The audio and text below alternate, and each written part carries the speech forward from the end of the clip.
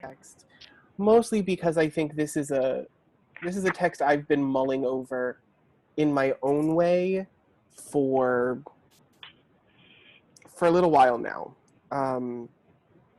Sorry, just a second. I have to return a text to someone. I've been mulling over various parts of this text, and I think for right now, this is one that really speaks to us. So, as we have done, for those that are using a Bible at home, we're in Luke 21. For those that are opening up the file I sent, it is opened up. But we're doing Luke chapter 21. Pastor Jay? Yes. Before you really get started there, I want to say one very positive thing.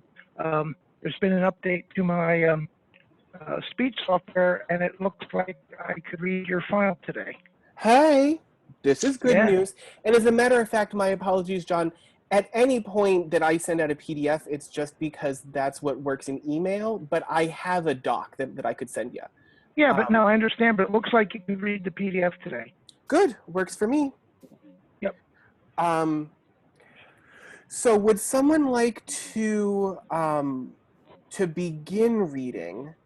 We're going to start with just verses 1 through 4. This is several different stories, so if you're looking at the document I sent, I always take out the headings. Headings are not in the original text.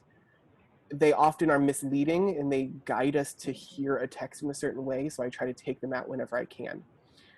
So it's still kind of broken up in chunks. There are several different stories that build on one another here, but I would, starting with our first set is Luke 21, 1 through 4. Would someone like to read that aloud? I'll read. Great. Okay. He looked up and saw the rich putting their gifts into the treasury, and he saw a poor widow put in 2 copper coins. And he said, "Truly I will tell you, this poor widow has put in more than all of them, for they all contributed out of their abundance, but she out of her poverty put in all the living that she had." So a little bit of context here. This is Jesus and the disciples sitting in the temple, as they do every once in a while. So a reminder that gifts into the treasury, we're in the temple. This isn't a tax. This is the temple tax. This is the money given for the upkeep of the religious establishment. And one of the things that I think is incredibly important from this as sort of the setup for everything else that comes in this chapter is this talks about scarcity and abundance. Our viewpoint of the world, and do we have a view of scarcity or a view of abundance? What that means is, if we have a view of scarcity, we think of everything as a pie. There's only so much, and the bigger your piece, the smaller my piece. There's not an infinite amount of whatever it is. And we can have that viewpoint about a lot of things. We can have that viewpoint about natural resources. Well, there's only so many fossil fuel. Once it's used up, we got nothing else to do. We cannot do anything else. At the same time, something like wind or solar, right, has a different viewpoint of this as an infinite source. The more we have, the more we can get. Right, so scarcity versus abundance. We can say the same, and we can say the same thing about the financial economy of a society. There is only so much money, and printing more money, though possible, isn't the best plan. And we see that it has destruction. So there is only so much money. The more you have, the less I have. However, things like resources or food or those sorts of things, which are physical, are not the same way. You buy 2 chickens, well, there's 1,500 more at the same farm. I can still buy 2 chickens. And those chickens, by the way, are going to have eggs, and there will be more chickens. Same thing with grain. Same thing with anything that we have when we're talking about sort of natural occurring food and resources. Unfortunately, there are many that would say that that the same is true on rights and equity in the country. There are only so many rights, and the more rights I give you, the less rights I have. That's the viewpoint that marriage equality somehow diminishes heterosexual marriage, right? If you can get married too, then my marriage doesn't mean as much. There are, the same thing goes with race, right? Well, if we give people of color actual equity in the system, then somehow white people are going to have less rights, or their rights are going to be infringed on, or society's somehow going to, tear apart because that's not how it's built. And so we realize that there are things where it's true. There is only so much. Natural resources, financial economy, there is only so much. But in general, most things we think about in the world, if we come at it from a view of scarcity, we say there's not enough to go around, and so I need to ensure for myself that I, A, have enough and give only what I can afford. The view of abundance is there is enough, there is more than enough, and so I can live and give richly, and that just enriches all of society, right? The more we all have together, the more we all share together, the more society as a whole is benefited. And so the difference in these first four verses is this very story, right? That the rich come and give their offering, and she gives of her offering. What it doesn't say, but we can probably assume, again, it's how we hear these texts originally. The 2 coins she gives are probably what the temple tax was, right? Temple tax is not necessarily a percentage tax the way we think of it today. It was, here's what you give, right? So that rich people giving 2 coins and the widow giving 2 coins would be what's called for. It just so happens it's her last 2 coins in a way that it doesn't affect everybody else, right? And so who's living out of scarcity and saying there's only so much, I can only give so much, I can only share so much, and who's saying, no, but there is so much more that I can share and live into. And really it comes down to trust in God, right? If this widow has given the last, has given up everything that she had to live on, then she's truly trusting in the grace of God and the community around her to continue to support her to live in a way that the rich people in the story don't have to do the same thing. And so it really comes down to this idea of, do we believe in the abundance that God has given, or do we think there's only so much to go around? And so we need to start portioning it out and doling it out and being super protective of who has it. And for some things, we do have to be careful. But for most things in the world, no, we really need to ensure that everybody has the same amount because there is enough. So that's just sort of a setup for what comes next, and it largely puts Jesus in the temple, which is the important part of the story. Thoughts on the first 4 verses?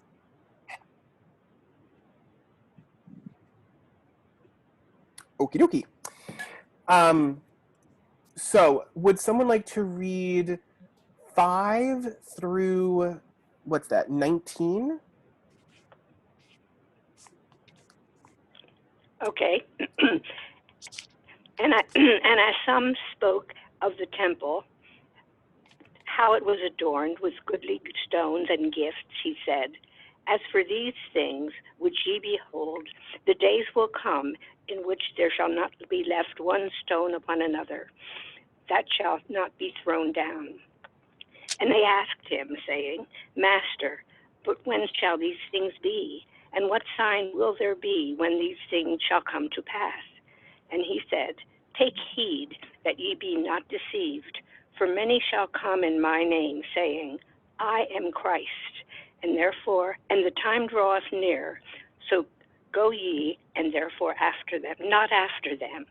But when ye shall hear of ways and commotions, be not terrified, for these things must first come to pass, but the end is not by and by. Then said he unto them, Nation shall rise against nation, and kingdom against kingdom, and great earthquakes shall be in divers places, and famines, and pestilences, and fearful sights, and great signs shall there be from heaven.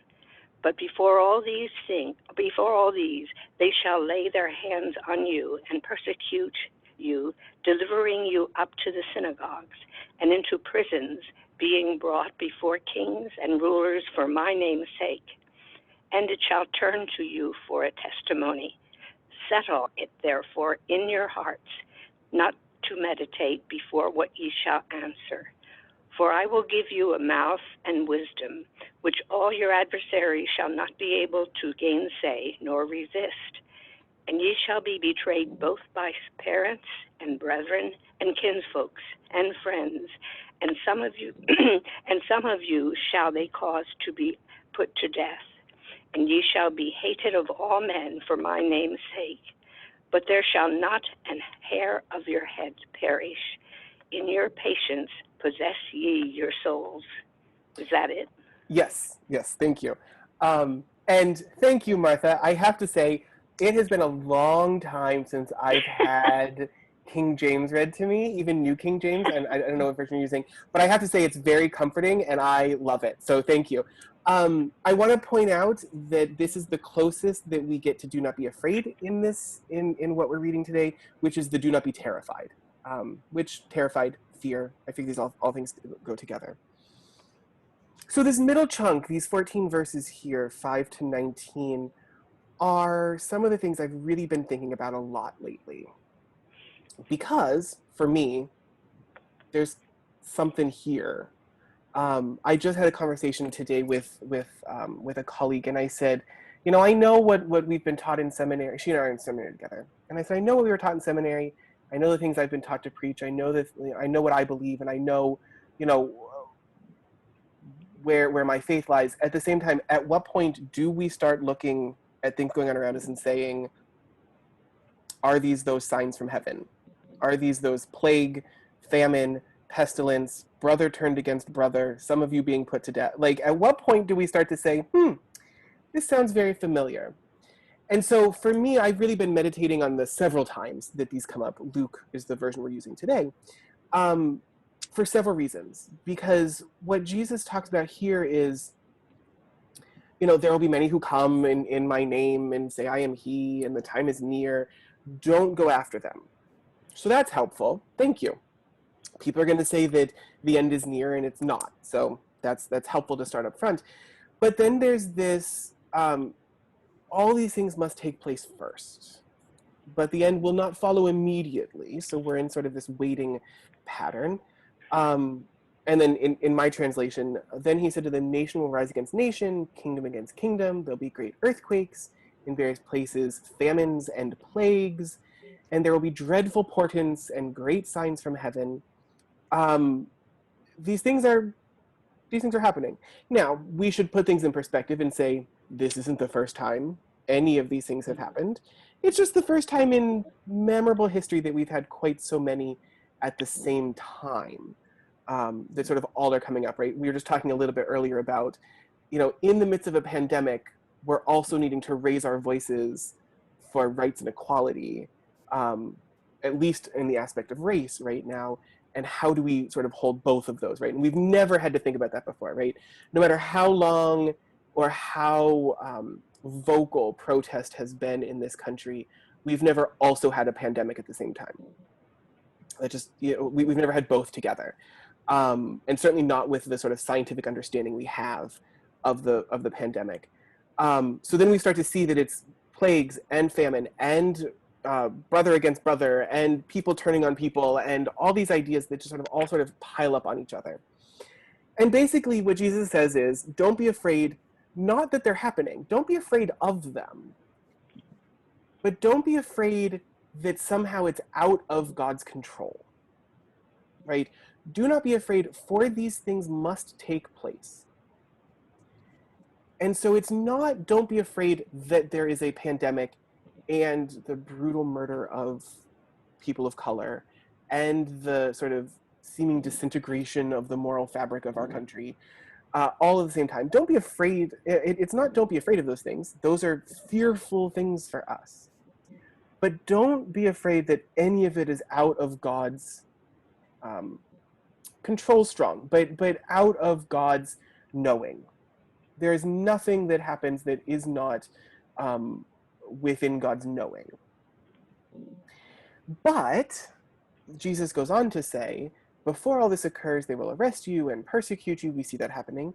Hand you over to the authorities, both religious and civil, that's synagogues and prisons. This will give you an opportunity, it says, to testify. So that in the midst of everything that's going on, there's an opportunity to speak the voice of our perspective, of our Christian life, of the gospel. This is when it is needed most, right? On a daily basis, in sort of the usual goings on of the world, the church is listened to and has some authority, but not in the way that it is needed in these times. This is the time to stand up and say, none of this is out of God's care and concern. None of this is beyond God's knowing and loving care. None of this is beyond love and care for you, right? And that's where Jesus goes, even after this, is, you know, don't make up your minds to prepare your defense in advance. But Jesus doesn't say, don't make a defense of yourself, or don't defend what's going on, or don't raise your voice. What Jesus says is, I'm going to tell you what to say. You will say something, and I'm going to tell you what to say. And we know what that is. We've inherited maybe the exact words we don't have, but the story that we hold is that God loves us enough to become one of us, so that intimately God knows and loves for us.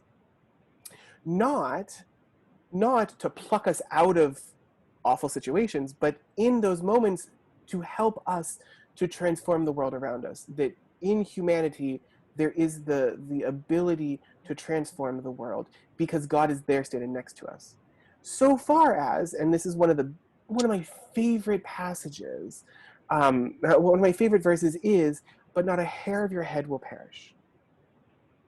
Not a hair of your head. And it's used several times. And I love any time that it talks about God counting our hairs, because frankly, I don't even know how many hairs there are on my own head, but that God knows for each of us how many hairs there are on our head. And that even our hair is something God cares about, means that nothing is beyond God's caring concern. And so all these things are happening. And Jesus speaks a word to not be afraid in the midst of it. But it's not, don't be afraid that all of this stuff is happening and it's really awful and scary. No, don't be afraid that even in these fearful things, you, the situation, society, God's beloved, all of creation is beyond God's loving care. These things have to take place. They have to take place because we're human, and humans are usually awful when left to our own devices. So that this is really where we come with this particular do not be afraid. We've talked about various ways that do not be afraid and do not worry have come up, sometimes more helpful than others. Often the do not be afraid passages, as I said, often the do not be afraid passages come with a don't be afraid because here's what I've done in the past and I will do it again. This isn't so much that. What this is saying is do not be afraid because even the things that I don't know to tell you about are not beyond God's care and concern.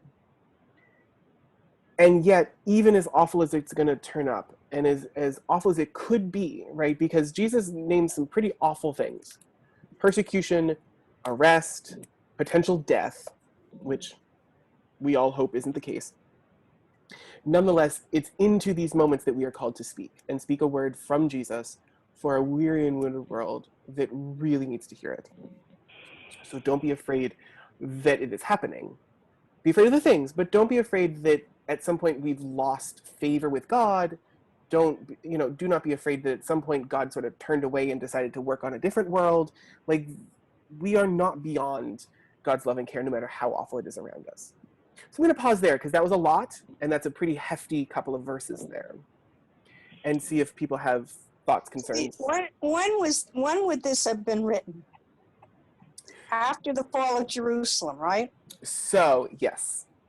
See, I have always taken this as sort of a summary of how the early Christians would, that this is more of a history of what happened.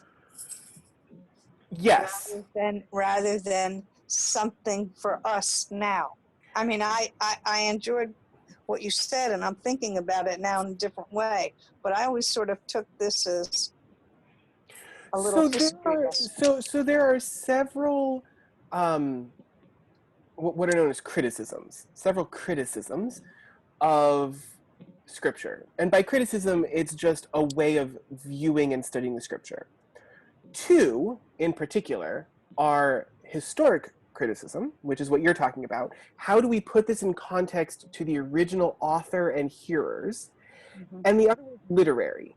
Now, there's at least four. I'm going to use those two to start because those are the two that you and I are talking about. I tend towards the literary, but historic is sort of my second favorite. Historic is the way that we look at this and say, yes. So this was written by Luke. Luke was one of the later Gospels written. It was written so that it would have been after the fall of the Second Temple. And while we know that there are many of the Gospel stories that are used to speak to that moment, right? To say that, even the destruction of the temple is not something that isn't supposed to happen, right? It was supposed to happen, right? So not that we necessarily put words in Jesus' mouth, but we're sure to tell this particular story because it speaks to a community. We know that's why Mark has what's known as the little apocalypse. He has two chapters of his gospel that are apocalyptic, some of which is reflected here in Luke. Because Mark was the earliest gospel, written very shortly after the fall of the Second Temple, with people who really thought that the fall of the temple was the end times. And so Mark needed to speak into that moment. By the time we get to Luke, people have kind of made peace with the fall of the Second Temple, at least as far as getting a little bit back into a normalcy. In addition, we need to remember that Luke is a gospel written for Gentiles. Luke's intended audience is Gentiles. So they would not have necessarily had the same emotional reaction to this of, oh, our temple was torn down. This is what Jesus is talking about. At the same time, they would have known it happened, right? Because if you're anywhere in the eastern part of the Roman Empire, you would have known this happened. It was a big deal. And so by this point, one of the things we can say from a historic perspective is this isn't necessarily speaking directly to the audience so much in the same way that it was in Mark. As much as to say that that Mark written first influences both Matthew and Luke in their writing, so that we see parts that are taken and kept because for their various audiences those same stories are applicable. And so in Luke's case, he keeps this story because there's something going on in the world that makes this still relevant, still necessary for his. Now, it may be the temple, it may be some sort of religious persecution going on among the Gentile Christians, which we know happens, or it could be more, Luke kept the whole thing because it goes together, but his emphasis was more on like the famines or the plagues, which we know also happened in the early Roman Empire during the writing of these Gospels. And so is it the temple part that we focus on, or the famine and the plague parts, or is it the sort of insurrection between people, right? Kingdom against kingdom, brother against brother, all these things. Is that what's happening? Regardless, there's a lot in here that I think has made this a very meaningful passage for a very long time. And so we could pull out various pieces and say, oh, yep, there's a plague. Oh, yep, there's a famine. Oh, yep, which we could throw in famine right now because of what's happening to our farms in the United States because of COVID. Oh, religious persecution. Oh, kingdom against kingdom. Oh, the need to testify for yourself and for others, right? All these things are happening. We could pull out any one of those, but I think as a whole, the idea that has made this such a lasting passage is that, more generally speaking, awful things have happened, and there have been those that have risen up and said, oh, it's a sign that Jesus is coming back. And what Jesus is saying right up front is, maybe, but these things, but the takeaway is that these things are not in and of themselves sort of as dire as they might seem, because none of it's beyond God. Now, so historically, that's sort of a look. I look at it more from, one of my preferred modes is literary criticism, which is, this is a book. Somebody wrote a book. They wrote a book about Jesus. Some of it, not gonna lie, fiction. Not that they made it up, but just, nobody walked around and quoted Jesus directly, right? These are the stories Jesus told that we remember. Some of it is more fictitious, some of it is more non-fictitious, but the entirety of it, if we read it like we would and critique a novel or a biography or whatever, the way you read a book, any other book, is a way we can still read this. Why does this come in chapter 21 instead of in chapter 2? You know, the people, when they were writing this, were writing a book and they were writing a story. And so why does it come through? And so that's one of the ways that I then read it. But yeah, it's just an interesting passage. Not in this passage, but I would add, for anyone that is feeling like this is making it worse for you because I've pointed out all these things that are happening, if you had not yourself put them together, I take great comfort in Jesus is very adamant that no one knows the time of the day, right? Thief in the night passage. Because the idea is, for those of us that live in trust of God and you know, that live in trust of God and whose lives are called to reflect the good news of God at work in the world, Jesus could come tomorrow. Not a bad thing, right? That these are not things to be fearful even of that part, right? So it's not, so that Jesus has never preached, these things are coming, so that means if you're not doing it, well, Mark likes to have Jesus sending people to weeping and gnashing of teeth.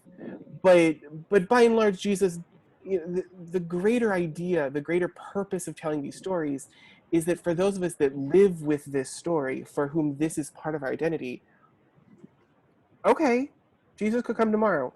It's not going to change how I'm living today, right? It's Luther's, if I knew I were to die tomorrow, I'd plant an apple tree today, right? It's this great, there's a greater narrative that we're part of than these individual things. John, it sounds like maybe you wanted to say something a little bit ago.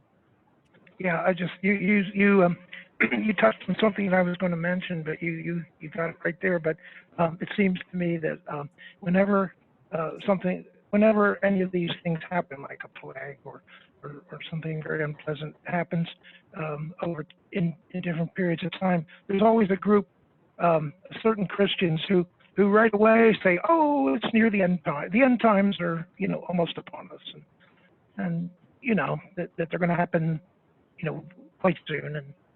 And yet, you know, I think part of this is that these things happen periodically, no matter how long it takes or how long the world goes on. And this is telling us how to deal with it. The cyclical nature of history, right? Things we move forward in time, but we cycle through it, right? The difference between Kairos and Chronos, the difference between chronological time and God's time.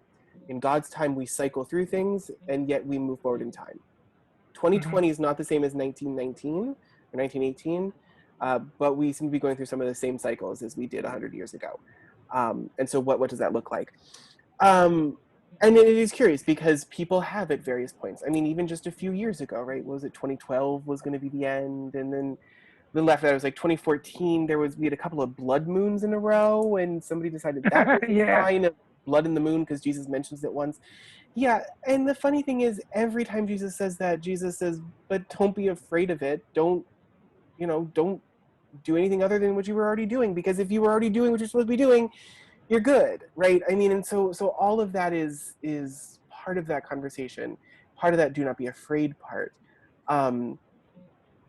It becomes very interesting. And so I think for me, this particular chapter 21 has really come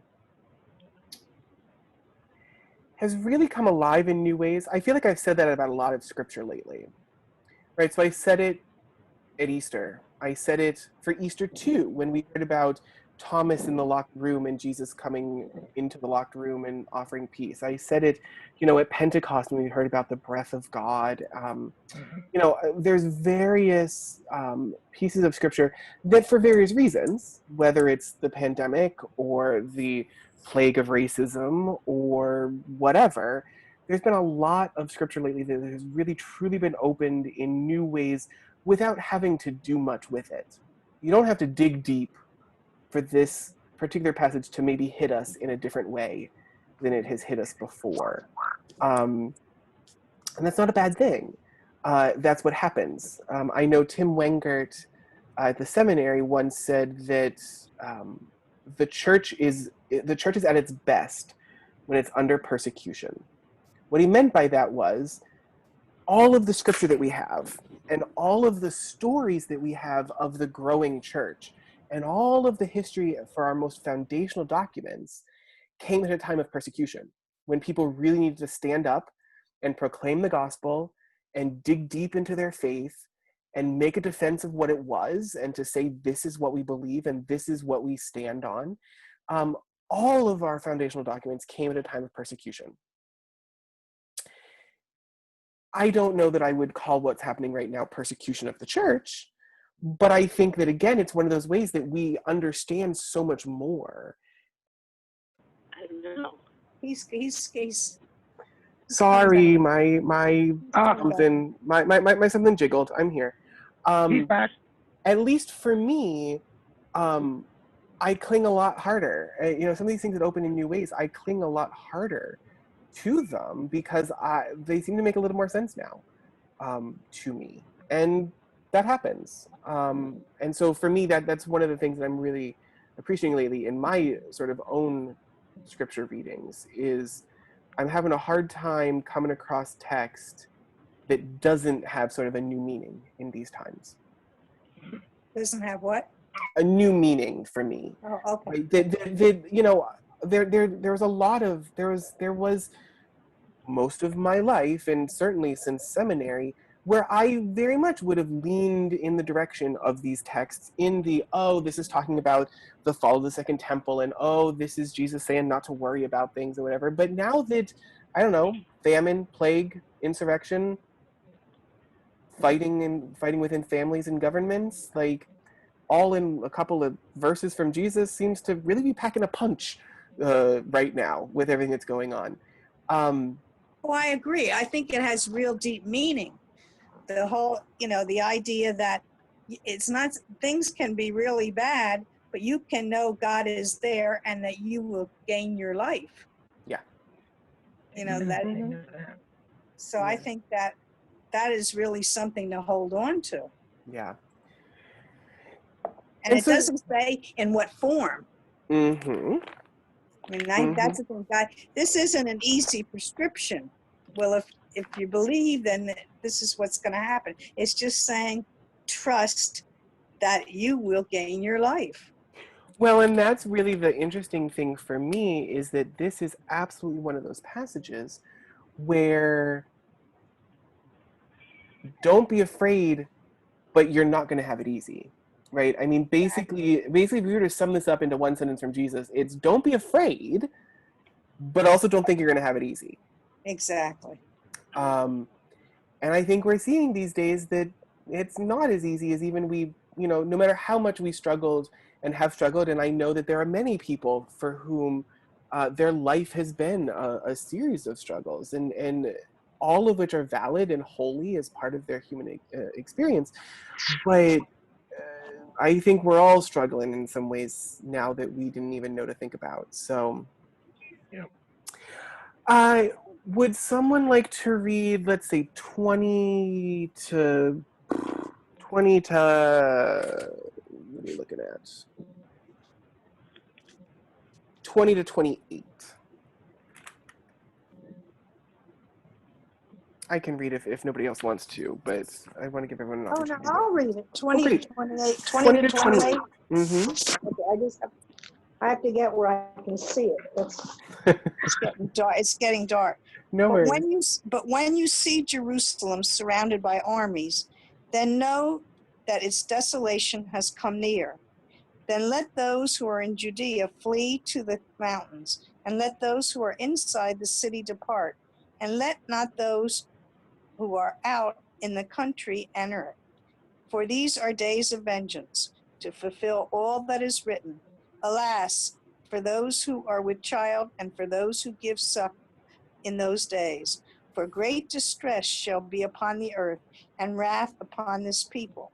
They will fall by the edge of the sword, and be led captive among all nations.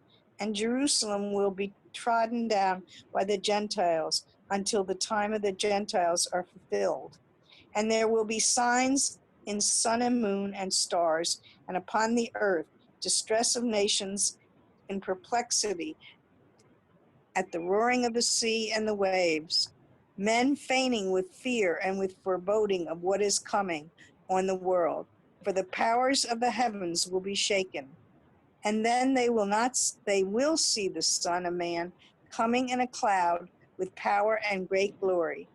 Now, when these things begin to take place, look up and raise your heads, because your redemption is drawing near. So, I'm not going to lie, in the midst of everything that's going on right now, I'm not going to touch Jerusalem with a 10-foot pole. There's a lot going on there and a lot that could be said. And I think that one of the issues is for that like 20 to 24 that's all about Jerusalem. I think if you want to read it in that passage and take it that way, you probably could.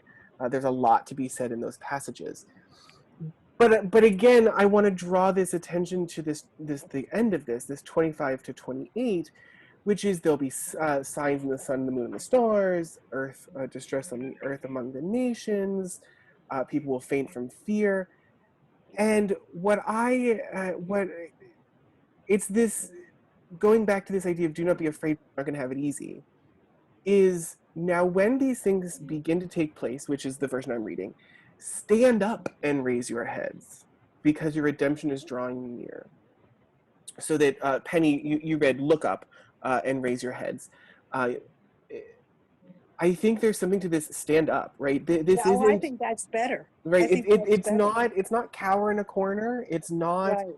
hide in your bunker. It's not, but it's no, you don't have a reason, and basically what this is saying is, as awful as it seems around you, you don't have a reason to be afraid of the things so much as you have, you can be afraid of the things, but you don't have to be afraid of what they mean. So that you can be afraid of the plague, the pestilence, the signs in the sun and moon and stars, the roaring of the waves, the whatever. Be afraid of those things, but don't be afraid of what they mean. If they do mean the coming of the human one, coming on a cloud, then you don't have to be afraid of that, right? So that if that's what this means, and again, Jesus is often clear that even with signs and wonders, it's not absolutely clear. If that's what this means, you don't have to worry about what that part of it. Be afraid of the things. Yes, they have a direct effect on your life, but you don't have to be afraid of what they mean. If this is indeed what they come to mean. I'm going to finish out just because this is one of my favorite parables in that I have never actually fully understood what it meant. And so I love when we have to read it. So I'm just going to finish out this chapter and then we can talk sort of about this whole thing together. So Jesus says, so your redemption is drawing near. Then he told them a parable. Look at the fig tree and all the trees. As soon as they sprout leaves, you can see for yourselves and know that summer is already near. So also, when you see these things taking place, you know that the kingdom of God is near. Truly, I tell you, this generation will not pass away until all things have taken place. Heaven and earth will pass away, but my words will not pass away. Be on guard, so that your hearts are not weighed down with dissipation and drunkenness and the worries of this life, and that day does not catch you unexpectedly like a trap. For it will come upon all who live on the face of the whole earth. Be alert at all times, praying that you may have the strength to escape all these things that will take place, and to stand before the Son of Man. Every day Jesus was teaching in the temple, and at night he would go out and spend the night on the Mount of Olives, as it was called. And all the people would get up early in the morning to listen to him in the temple. So, as a sort of culmination to this chapter,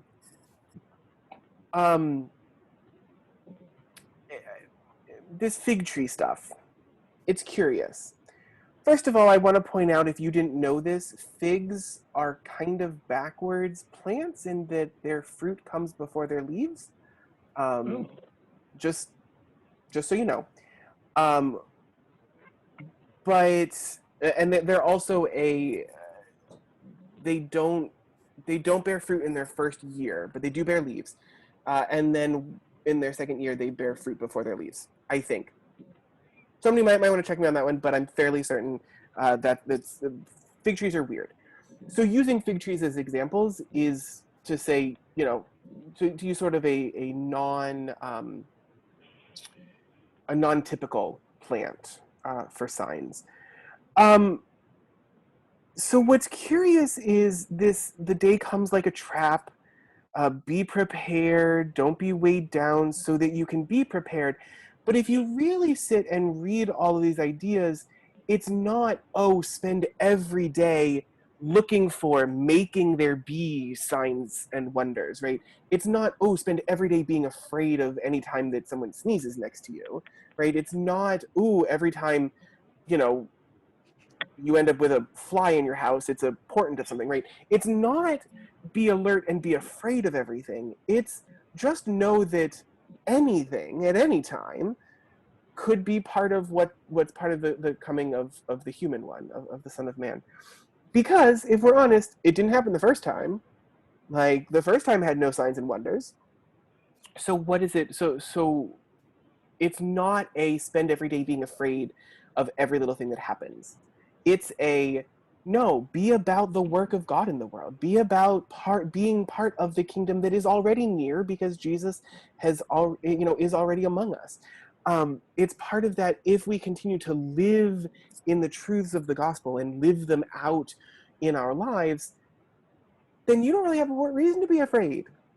And you just need to be sure that you're paying attention so that you don't miss the bus. But it's not, ooh, every time something happens, we should start over again and be afraid that, it's these end times. Which I think is sort of holistically, when we look at this whole chapter, and when we then put it in the narrative of God's entire relationship with humanity, as we have it in the Bible, makes a little more sense than, ooh, be afraid every time there's a plague. I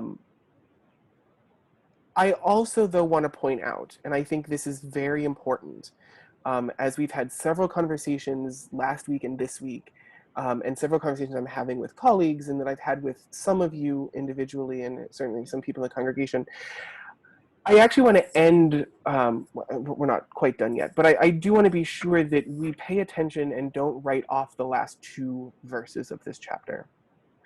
Every day, Jesus was teaching in the temple. This is what he was doing. So in these last 36 verses before this, he's teaching in the temple. So every day, Jesus taught in the temple, and at night, he would go out and spend the night on the Mount of Olives. And all the people would get up early to come and listen to him in the temple. Jesus makes sure here and elsewhere in the Gospels, we know, Jesus makes it a priority to at least sometimes take a break, to sometimes take a breather, to sometimes not be in the midst of the hubbub, right? I mean, Jesus is teaching in the temple, and apparently he teaches it there every day. But it's not even like, oh, and he goes to his hotel down the street. No, Jesus goes out to the Mount of Olives every night to be away from it, to take a break. I want to say, in the midst of everything that's going on, and I've said this before, compassion fatigue is a thing. Our hearts break regularly these days, whether it's over COVID or racism or other social injustices or the state of the government in our country or the state of the economy. Right? Our hearts break every day. We can be and should be compassionate for all of these things. But at a certain point, it gets to be a lot. And we should be mindful of that in ourselves. Compassion fatigue is an actual thing. Now, I wholly understand, and I hope that you can also own with me, that the ability to take a break, the ability to step back, comes from a place of privilege, right? If it doesn't affect me enough that it's my everyday, every moment, and I can take a break, that is a privilege. However, there is something to be said for using our privilege at every level that we can. So leverage your privilege. Didn't mean for that to happen, but you should leverage your privilege, meaning be sure you take time for yourself, recenter yourself. I have told a few people I've taken up cross stitch these days because I can't sit in front of a screen as much as I am. I can't just sit and scroll through Facebook every day, every minute of every day, because it's driving me nuts. So you need to take a break. You can do that, and it is a place of privilege. But what it means is there is then our call that we, if everybody takes a break when they need to, then everybody stays refreshed for the duration of what needs to happen. So that what doesn't flag is our compassion. Because compassion fatigue is a thing, if we prioritize the compassion over our ability to take a breather, then what gets sacrificed in the long run is our compassion. We start to not pay attention. We start to not care. We start to sort of just lump things together and say, oh, it's awful, there's nothing we can do. There is something we can do. We can always do something. And in order to maintain our compassion, we need to attend to the fatigue part, meaning that every once in a while, take a breather. Don't watch the news tonight. Or if you watch the news, be sure you watch a lot of kitten videos on YouTube afterwards. But that, while that is a place of privilege to be able to take a break, if we don't, then those of us who most need to use our compassion and our privilege in these times to make real lasting change are going to get really burnt out really fast, and nothing's going to happen. And that what ends up flagging in the end is our compassion. So in this time, I just want to say, with everything that's happened, and I know that this was a little bit heavier of a Bible study than we've had in a little while, use Jesus as an example. By baptismal covenant, you are to follow the example of Jesus. It is part of the baptismal covenant to follow the example of Jesus. And take a break. Go out to your Mount of Olives. Take a walk. I try every day to be sure that, especially in between some lengthy Zoom meetings, that I at least take a couple minutes to walk outside, right? Take a break. It's necessary, because as heavy as this Bible study was, life is just heavy right now. And so if we don't take those breaks, we can get really burnt out. That's enough of me lecturing on for an hour. Thoughts and concerns and questions and ideas and suggestions as we sort of close out our Bible study time together today. You're here about taking breaks. My most recent one was to forget the news and read an entertaining book. Yep. Mm-hmm.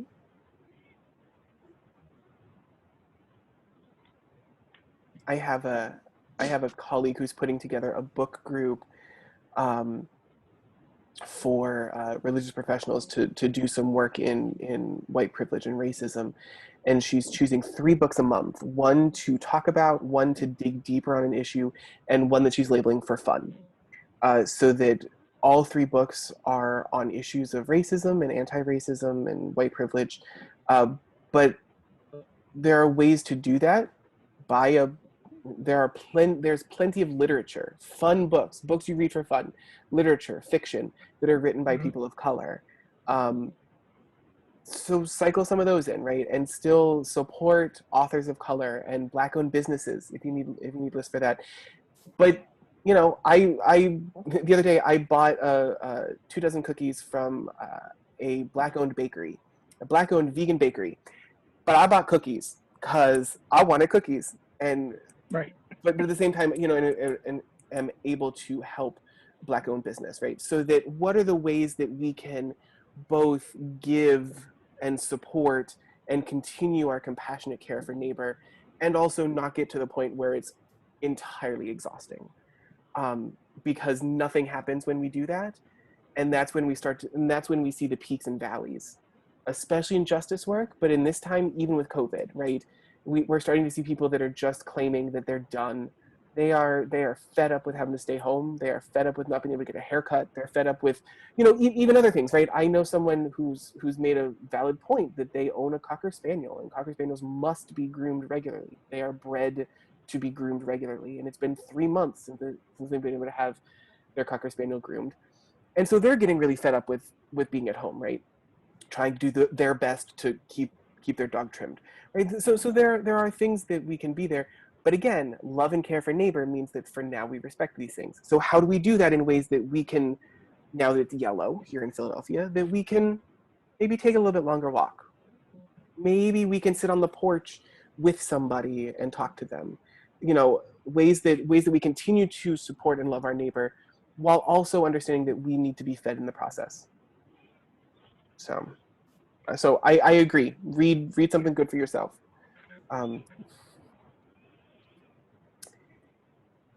Last thoughts and concerns and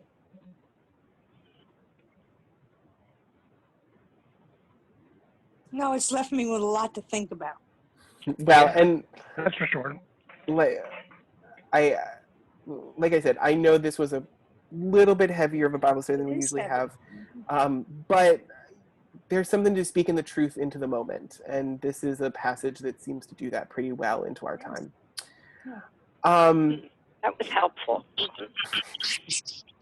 Well, I'm glad, and I'm glad that I'm not the only one that thinks this is a pretty powerful chapter of the Bible right now.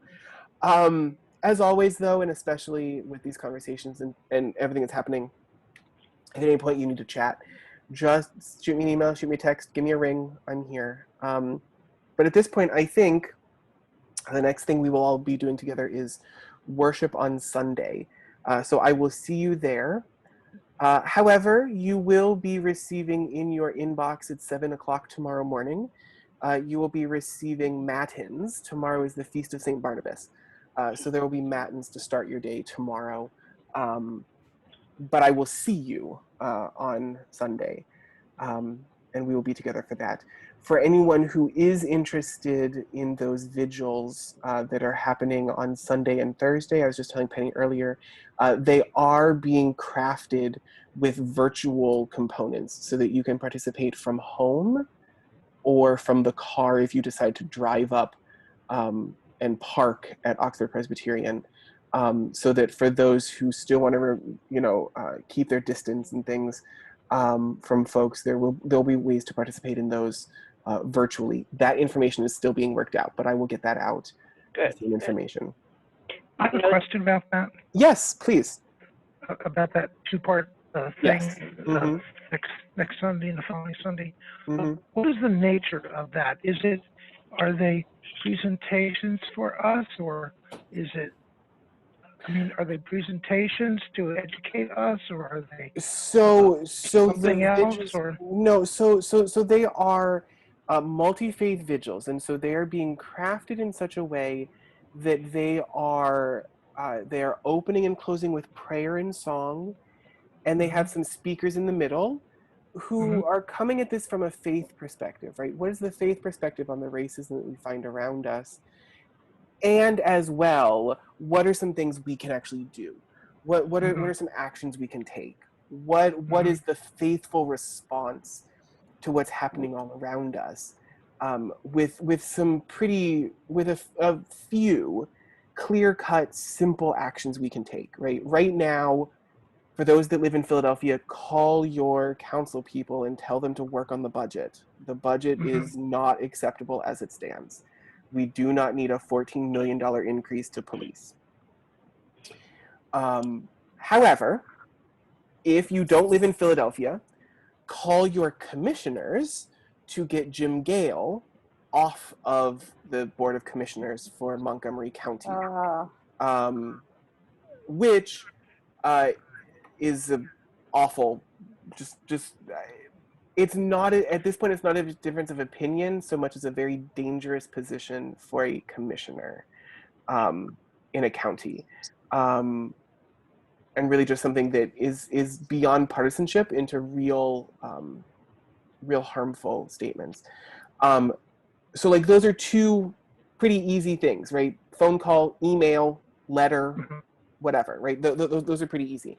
I know John and I, actually all three of us, Penny and John and I all have Cindy Bass. Good luck on getting her to do anything on the budget, but she has at least said that she stands with the city council on their conversation so far on the budget, while she's also supporting Police Commissioner Outlaw. Who are we talking about? Cindy Bass is our city councilwoman. Oh, is she? I forgot. Yeah, Okay. she's our city council. Well, it's easy to do. She's run unopposed for several terms now, Yeah. which means she also really has no need to care about her constituency. But that's a whole other story, and I won't be partisan.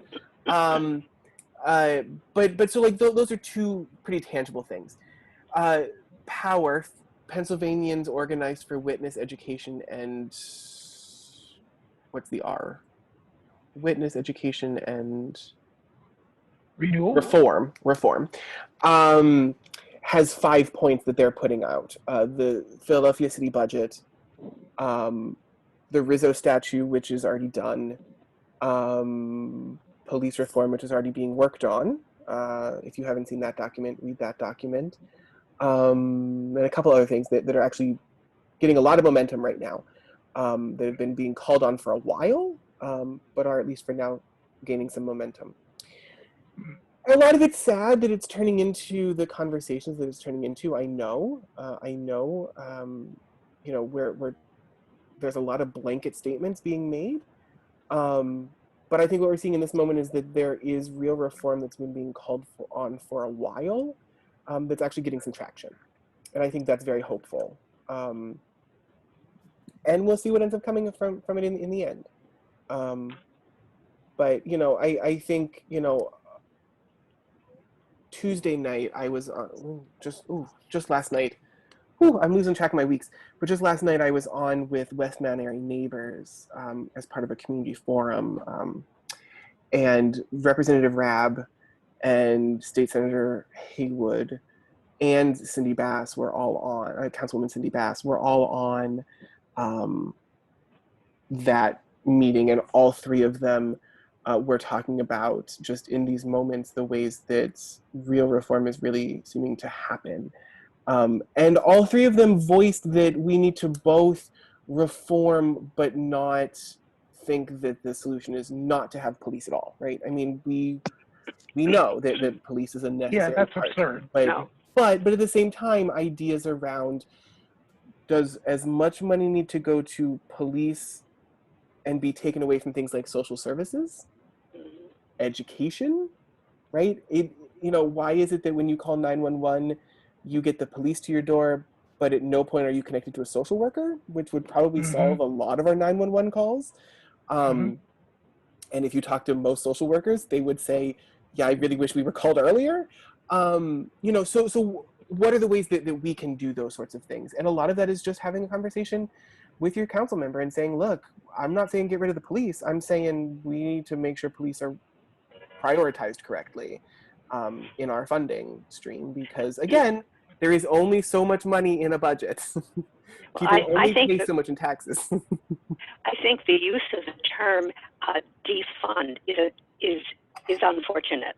I agree. Because most people who support that do not mean completely defund, and that's what it can be taken as. Yeah. It's too bad. Yeah. So. Do you know that the United Seminary has a new president?